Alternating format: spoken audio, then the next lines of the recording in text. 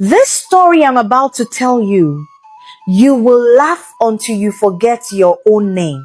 Sit down, relax, and enjoy. Because it is the story of the two biggest troublemakers in Amule village. Amule was quiet that morning. Too quiet. Then suddenly, one sharp voice broke the peace.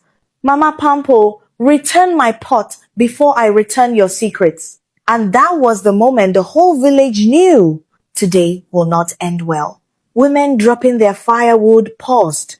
Men sharpening their cutlasses paused. Even the goats stopped chewing cassava leaves. Because when Auntie Gogo spoke in that tone, it meant Wahala was fully awake. Mama Pampo marched out of her compound with her wrapper tied like a wrestler. Gogo, if you don't remove your mouth from my matter this morning. She raised a hand dramatically. I will shake this your skeleton. Auntie Gogo hissed so loudly the birds flew away. Return my pot, thief, before I say what your husband told me last night. Auntie Gogo's eyes opened wide. Say it. Say it if you want this village to scatter today. Amule villagers loved peace, but they loved gist more. Within minutes, people came from every corner. Old women leaning on sticks, young boys climbing trees for better view. Someone whispered, "These two again." Another said, "Let me go and call chief before they burn this place." How the Wahala started. Earlier that morning, Gogo told Mama Pampo a small harmless story at the village well. Just small rumor. But Mama Pampo's mouth was too sweet, too fast, too dramatic. By the time she gossip walked through the market, the story changed shape like hot puff puff. Gogo said someone's pot is missing. Turned into Mama Oluchi stole her neighbor's pot because she's hiding something inside. The story scattered the whole village. Tell them what you told me about Mama Ifunaya's daughter, Gogo shouted. Tell them who told you that lie. Pampo screamed back. The villagers were enjoying the drama like a free cinema until Mama Ifunanya hurried in, holding her wrapper tightly. Where is the person that said my daughter is pregnant? She shouted. Silence. All eyes turned to Mama Pampo. Mama Pampo blinked. Pregnant? Who said that one? Auntie Gogo raised her two hands. It was your mouth. Your mouth that runs faster than your legs.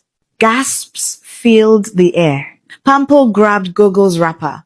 Gogo grabbed her own wrapper to defend it. They pulled, they dragged, they shouted. They insulted each other's ancestors. The chief finally arrived. What is happening here? Nobody answered him. The two women were too busy trying to disgrace each other. Chief raised his staff and thundered, "Enough, everybody! To the palace right now." The villagers followed. But just as they reached the palace square, a deep voice rose from behind the crowd. Mama Pampo. Auntie Gogo, you did not think I would return, right? Everyone turned. A tall man stood there, holding a brown bag, staring straight at the two women. Mama Pampo froze. Auntie Gogo swallowed hard. The man stepped closer. Today, the truth will come out. The moment the tall man stepped into the palace square, the whole village shifted back as if trouble itself had arrived. Mama Pampo covered her chest. Auntie Gogo held her wrapper like she wanted to disappear inside it. Chief cleared his throat. Who are you, young man? The man adjusted his bag and said, My name is Obinna, the person these two women thought they would never see again. The crowd gasped. Mama Pampo whispered to Gogo, You told me he traveled forever? Gogo replied, That's what your mouth said, not me. Chief pointed his staff. Obinna, explain yourself before these women scatter my palace. Obinna sighed. Chief, 5 years ago, I left Amula village quietly because of a rumor, a very big rumor. He looked straight at the two women. A rumor that both of them created. The villagers leaned forward like students writing exam. Auntie Gogo shook her head. Obinna, don't come and lie here, oh. Which rumor again? Obinna raised his hand. The rumor that I stole village money. Dead silence. Even the wind stopped moving. Mama Pampo suddenly looked up at the sky. Ah, is it raining? I think I should go inside. Stand there, the chief shouted. Obinna continued, voice shaking with anger. Because of that rumor, I lost my reputation. My family suffered. People refused to greet me. I left the village in shame. He took a step forward. But now I have returned because I finally found the person who knows the truth. Whispers flew everywhere. Who? Is it Gogo? Is it Pampo?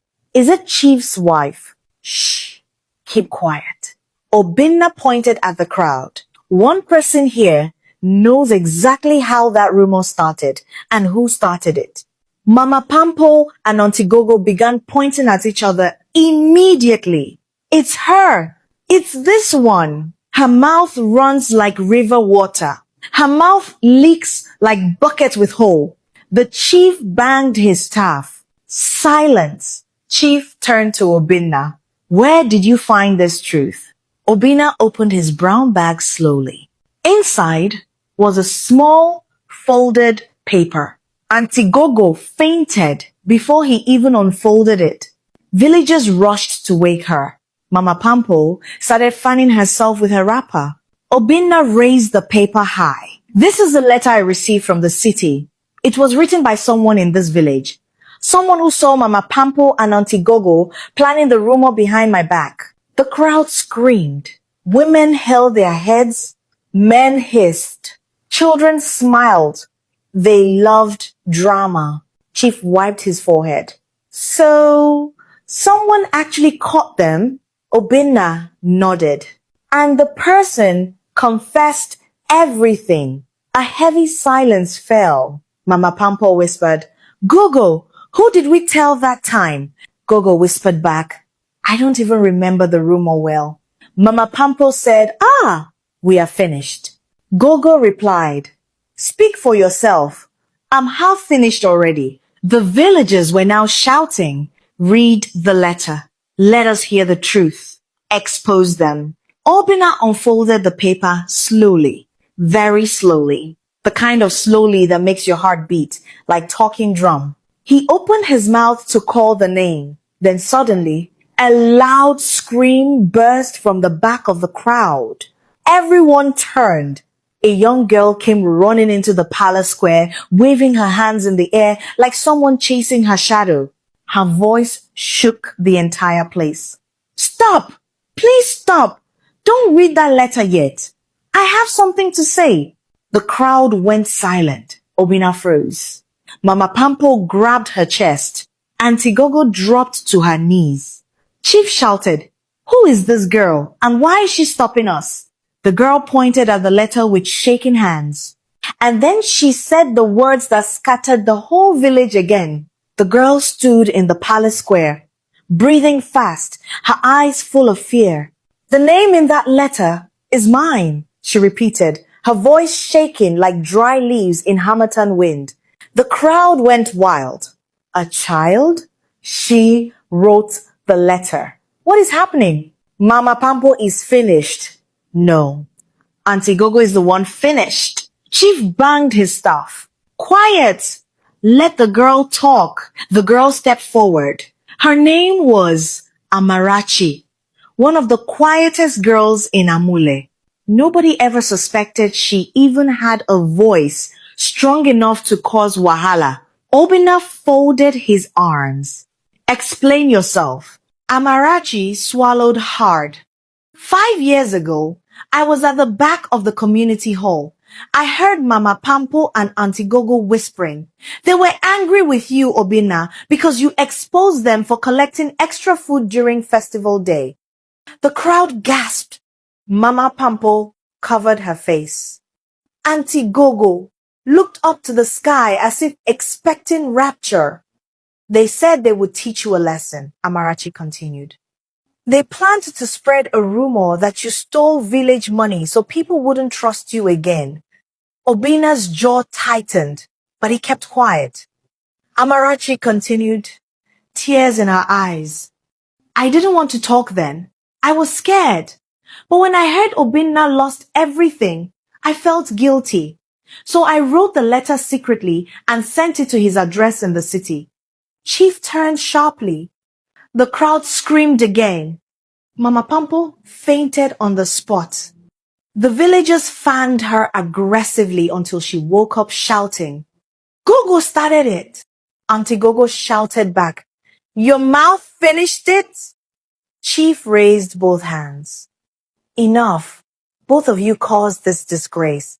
Apologize to Obinna now.